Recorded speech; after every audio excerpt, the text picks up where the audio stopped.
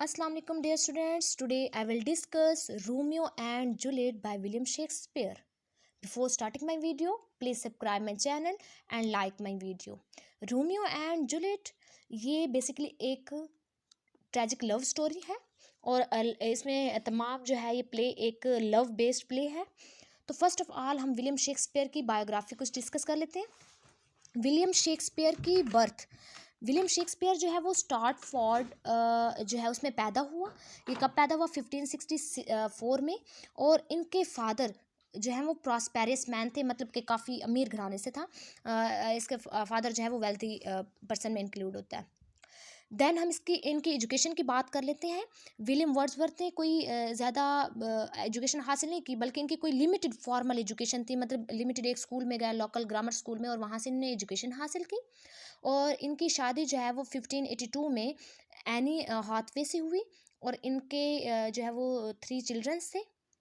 और इन्होंने कैरियर का स्टार्ट जो है वो एक थिएटर से लिया, यानी इन्होंने सबसे पहले एक थिएटर के लिए वर्क लिखा।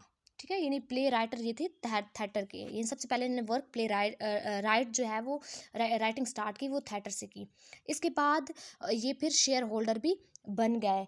इन्होंने बेसिकली जो है वो 38 प्लेज लिखे, जिनमें मतलब कि ट्रेजेडीज़ भी आ जाती हैं, इनकी कॉमेडीज़ भी आ जाती हैं।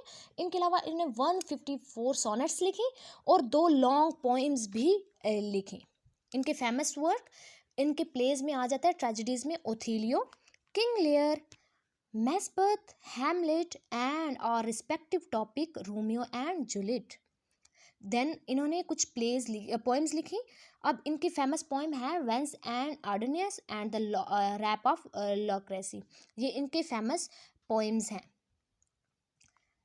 अब हम डिस्कस करते हैं इस प्ले के करैक्टर्स को। तो रोमियो एंड जूलियट के फर्स्ट करैक्टर हैं रोमियो। रोमियो बेसिकली प्रोटैगोनिस्ट हैं इस प्ले के, यानी इनका मेजर करैक्टर है। और इनकी एक लव स्टोरी जो है वो बताई गई है इस प्ले में। इसके बाद है जूलियट। अब जूलियट कौन थी? ये रोमियो की बिलव्ड थी, यानी ये एक 13 ईयर्स ओल्ड गर्ल होती हैं और ये फीमेल प्रोटैगोनिस्ट हैं। इनके बाद है फेरियर लॉरेंस। अब फेरियर लॉरेंस कौन है? ये एक फेरियर था और ये एक रोल प्ले करता है जूलियट और रोमियो को एक करने में, यानी उनकी शादी वगैरह ये फेरियर ही करवाएगा। इसके बाद है मार्शिटियो। ये फ्रेंड था किसका? रोमियो का। ये रोमियो का फ्रेंड है मार्शिटियो, और ये भी जो है वो एक रोल प्ले करता है रोमियो की लाइफ में। इनके बाद है बेनवोलियो। बेनवोलियो कौन था? ये एक क्लोज फ्रेंड था रोमियो का, और इसको पीसफुल नेचर भी कहा गया है, यानी हम इसको पीसफुल क्योंकि ये जितनी भी इसमें लड़ाई होगी प्ले में, वो सारे के सारे ये अपना रोल प्ले करता है उस लड़ाई को रुकवाने में। इसके बाद है टैबल्ट। टैबल जो है बेसिकली ये कैपुलेट के फैमिली का एक लड़का था, यानी ये जूलियट का कज़न था। अब बेनविलियो जो है ये कज़न है रोमियो का, और टैबल जो है ये कज़न है जूलियट का। इसके बाद lord and lady Montague. Lord and lady Montague, ये मॉन्टेगे फैमिली के 2 मेंबर्स थे, यानी ये रोमियो के पेरेंट्स थे, लॉर्ड एंड लेडी मॉन्टेगे। इसके बाद लॉर्ड एंड लेडी कैपुलेट। अब ये लॉर्ड एंड लेडी कैपुलेट कौन थे? ये जूलियट्स के पेरेंट्स थे।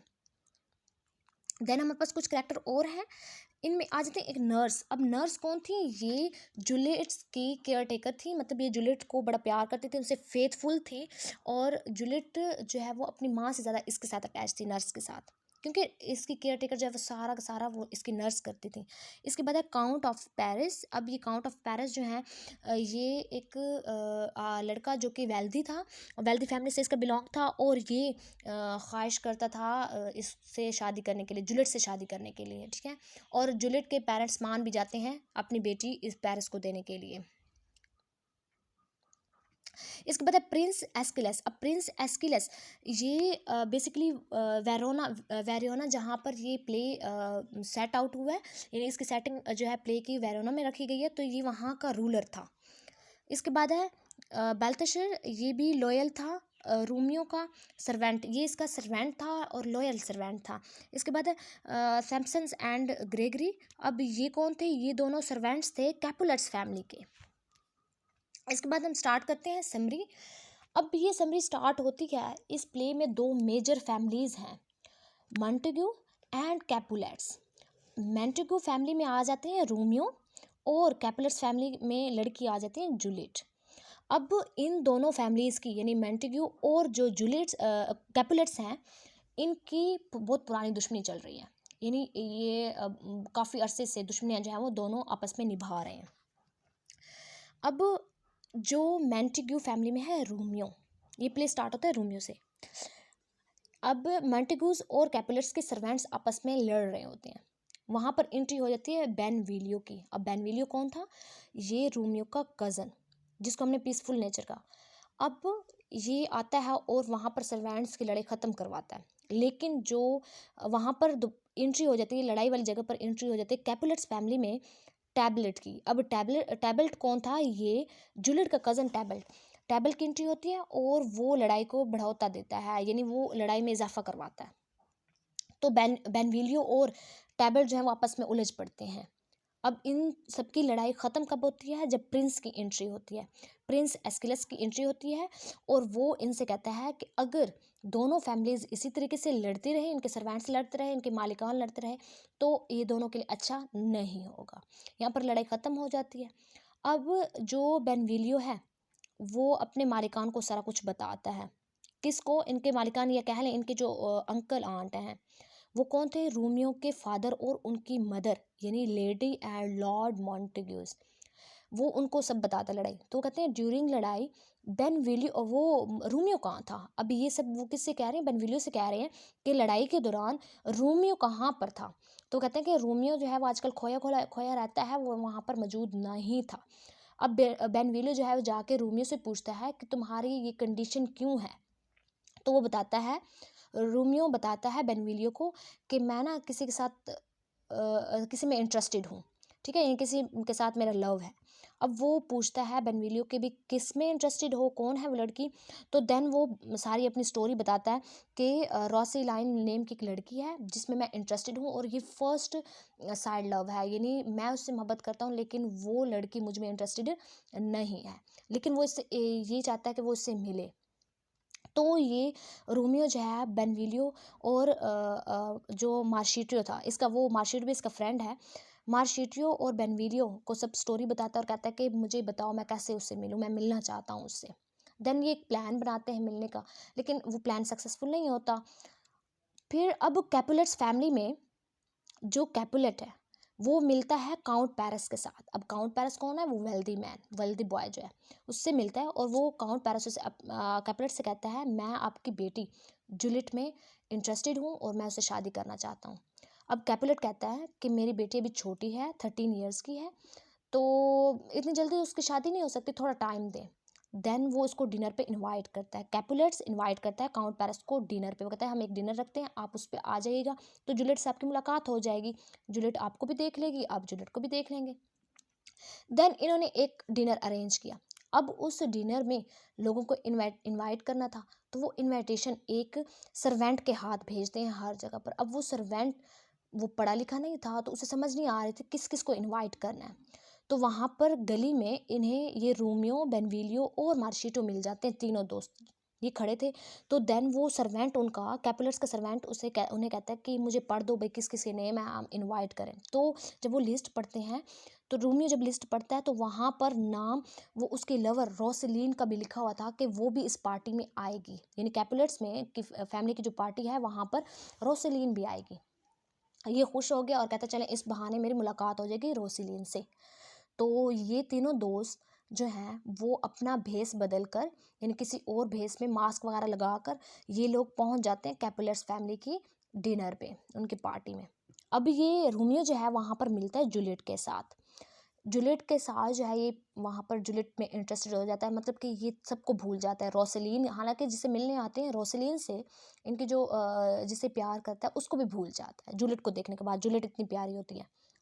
तो अब जूलियट भी इसमें अपना इंटरेस्ट शो करती है, इन दोनों को वहाँ पर प्यार हो जाता है। देन अब स्टोरी आगे बढ़ती है, और वहाँ पर जूलियट और ये दोनों आपस में खड़े ही होते हैं, रोमियो और रोमियो जो है इसको टच करने की कोशिश करते हैं जूलियट को, और जो है वो जूलियट भी उससे अपना इंटरेस्ट शो कर रही है। तो वहाँ पर जूलियट का कज़न टैबल्ट आ जाता है। अब टैबल्ट जो है वो पहचान जाता है रोमियो के कि ये तो रोमियो है। अब इनकी दुश्मनी चल रही है, रोमियो और टैबल्ट फैमिली की, यानी कैपुलेट्स और मोंटेग फैमिली की दुश्मनी चल रही है बहुत पुरानी। वो टैबल्ट क्या करता है, वो कैपुलेट को बताता है और उसे कहता है कि इस तरीके से जो रोमियो है, यानी मोंटेगस फैमिली का लड़का रोमियो जो है वो इस पार्टी में है। तो कैपुलेट कहता है कि मुझे कोई ना बदमज़गी नहीं चाहिए, इस पार्टी में रहने दो। तो इसके बाद जो है रोमियो और जूलियट वहाँ पर टाइम स्पेंड करते हैं। अब रोमियो आता है और अब एक इसका फ्रेंड होता है फेरियर लॉरेंस, उसके पास जाता है और कहता है मैं तो रोमियो और जूलियट से शादी करना चाहता हूँ, मेरी हेल्प करें। अब लॉरेंस जो है वो पहले परेशान हो जाता है कि इससे पहले जो है वो रोसेलिन से प्यार था, अब रोसेलिन से प्यार ख़त्म हो के जूलियट की तरफ चला गया। तो इसे काफ़ी इस बात पे हैरानी भी होती है और वो कहता है, वो मान भी जाता है आखिरकार कि ठीक है मैं आप दोनों की शादी करवाऊँगा। तो देन वो एक जगह का बताता है कि यहाँ पर आप आ जाना और मैं किसी तरीके से जूलियट को भी ले आऊँगा और फिर आप दोनों की शादी करवा देंगे। तो इसी तरीके से अब वहाँ पर जो कैपुलेट्स फैमिली में ये प्लान बन रहा है कि 3 दिन बाद काउंट पैरिस के साथ इसी की शादी करवा देंगे जूलियट की। और बट जूलियट की शादी करवा देंगे उसकी फैमिली किसके साथ, काउंट पैरिस के साथ। तो अब जूलियट को फेरियर लॉरेंस जो है वो जूलियट की नर्स को कहते हैं कि तुम जो है वो इसके जूलियट को इस जगह पर, एक जगह पर जहाँ पर उसने इसको बताया था, रोमियो को बताया था कि इस माउंट पे जो है आप आ जाना, और जूलियट की नर्स को भी कह देता कि आप जो है जूलियट को इस माउंट पे ले आना, टाइम वगैरह बता देता है। देन नर्स जो है वो जूलियट को बताती है इस तरह, और ये दोनों जो है वहाँ उस माउंट पर पहुँच जाती हैं। रोमियो भी वहाँ पर होता है, तो फेरियर इन दोनों की शादी करवा देता है, रोमियो और जूलियट की। जब जूलियट घर आती है तो कैपुलेट्स उन्हें मतलब इसके फादर और पेरेंट्स इसे कहते हैं कि तुम्हारी शादी जो है वो काउंट पैरिस से 3 दिन के बाद है। ये गुस्से हो जाती है और ये शादी के लिए एग्री नहीं करती, काफ़ी बदतमीज़ी कर जाती है, तो बड़ी परेशान भी होती है। दूसरी साइड पर रोमियो, बेनविलियो और मार्शियो होते हैं, वहाँ पर टैबल्ट आ जाता है। अब टैबल्ट जो है वो मार्शियो को एक ज़र्ब लगाता है, जिससे मतलब तलवार के साथ, जिससे वो ज़ख्मी हो जाता है। इस बात से रोमियो पहले बर्दाश्त करता है, बदतमीज़ी नहीं चाहता। अब ये लड़ाई के लिए टैबल्ट कहता है, उकसाता भी रोमियो को टैबल्ट ही है। वो इसको चैलेंज करता है। क्यों चैलेंज करता है? क्योंकि ये उसके पार्टी में आ गया था, तो इनकी दुश्मनी पहले चल रही है, तो वो चैलेंज करता है कि हम लड़ेंगे। लेकिन रोमियो जो है वो इग्नोर करता है। क्यों इग्नोर करता है? क्योंकि वो उसे पता है ये जूलियट का कज़न है, तो इसको नुकसान पहुंचाना गलत है। लेकिन टैबल्ट जो है वो चाहता है कि ये रोमियो मुझसे लड़े, तो ये वहाँ पर मार्शियो को जो है ज़र्ब लगाता है, जिससे रोमियो को बहुत गुस्सा आता है और रोमियो जो है वो टैबल्ट को कत्ल कर देता है। अब ये बात जूलियट तक पहुँच जाती है, उसकी नर्स जूलियट को बताती है कि इस तरह है, इस तरह रोमियो ने तुम्हारे कज़न को कत्ल कर दिया। अब जूलियट जो है इस बात पे यकीन नहीं करती, वो कहते हैं कि ज़रूर मेरे कज़न की कुछ गलती होगी जिसकी वजह से रोमियो ने ऐसा किया, वरना रोमियो ऐसा नहीं है कि वो किसी का कत्ल करे। खैर इसी तरीके से स्टोरी आगे बढ़ती है और रोमियो को बताया जाता है, फेरियर लॉरेंस बताता है रोमियो को कि जो प्रिंस है, प्रिंस को पता चल जाता है कि इस रोमियो ने इसको कत्ल किया है, तो प्रिंस ये ऑर्डर देता है कि रोमियो को इस सिटी से बाहर निकाला जाए, इस कंट्री से बाहर निकाला जाए, रोमियो यहाँ पर नज़र ना आए। अब ये बात फेरियर लॉरेंस जो है वो रोमियो को बताता है कि इस तरह प्रिंस ने ऑर्डर दिया है। इस बात से रोमियो बहुत ज़्यादा डिप्रेस्ड हो जाता है और वो सुसाइड करने की कोशिश भी करता है। लेकिन जब वो सुसाइड कर रहा होता है, करने की कोशिश कर रहा होता है, वहाँ से नर्स आ जाती हैं, जूलियट की नर्स आ जाती हैं। अब जूलियट की नर्स क्यों आई हैं?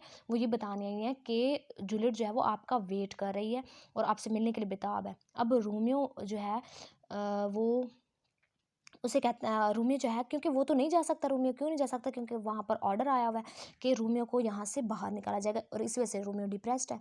तो खैर वहाँ पर रोमियो सुसाइड नहीं करता, फेरियर लॉरेंस उसे समझाता है, कहता है कि तुम सुसाइड ना करो और मैं ना आप दोनों को मिलवाने की कोई कोशिश ज़रूर करता हूँ, यानी कुछ ऐसा करता हूँ जिससे आपको नुकसान ना पहुँचे और आप इस सिटी से भी आपको बेदखल ना किया जाए। इसके बाद अब जूलियट जो है वो मिलती है फेरियर लॉरेंस के साथ। ये किस सिलसिले में मिल रही है, इससे भी पता चल गया कि रोमियो को यहाँ से भेज दिया जा रहा है। तो और मेरी शादी भी, अब जूलियट की शादी भी होनी है दूसरी रात। तो ये फेरियर लॉरेंस कहता है कि मैं ना आपको कुछ ड्रग्स देता हूँ, वो ड्रग्स 42 आवर्स के लिए हैं कि 42 आवर्स में आप ऐसे लगेगा जैसे आप मर गई, आपकी डेथ हो गई, उसके बाद फिर आप जो है वो ठीक हो जाएंगी। 42 आवर के बाद आपका नशा उतर जाएगा और आप ठीक हो जाएंगे। तो आप वेडिंग नाइट ये ड्रग्स लीजिएगा। तो वो ऐसे ही करती है, वेडिंग नाइट लेने से पहले वो सोचती है कि क्या मुझे ऐसा करना चाहिए, फिर वो कर लेती है। वेडिंग नाइट वो ड्रग्स ले लेती है। ड्रग्स लेने के बाद तो उसकी फैमिली बड़ी डिप्रेस्ड हो जाती है कि जूलियट तो मर गई। अब हर जगह ये बात फैल जाती है कि जूलियट की डेथ हो गई है। अब ये एक इसका सर्वेंट, रोमियो का सर्वेंट आके बताता है कि इस तरीके से जूलियट की डेथ हो गई है। रोमियो बड़ा डिप्रेस्ड हो गया कि जूलियट की डेथ हो गई। वो कहता है कि मैं भी खुद को मार दूंगा, यानी सुसाइड कर लूँगा जूलियट से मिलने के बाद। तो अब फेरर लॉरेंस जो है वो अपने एक जो इसका इसके अंडर ही वर्क कर रहा होता है, वो उसको सर्वेंट सा कह लें या इसका फेलो भी कह लें, तो वो उसे कहते हैं कि तुम जाके ना रोमियो को बता दो कि ये सारा हमारा प्लान है और जूलियट मरी नहीं है, ये तुम दोनों को मिलवाने का प्लान है। तो वो उसके पास वो मना कर देता है जाने से। वो कहता है कि अगर किसी को पता चल गया प्रिंस को तो उसने मुझे भी यहाँ से बेदखल कर देना है।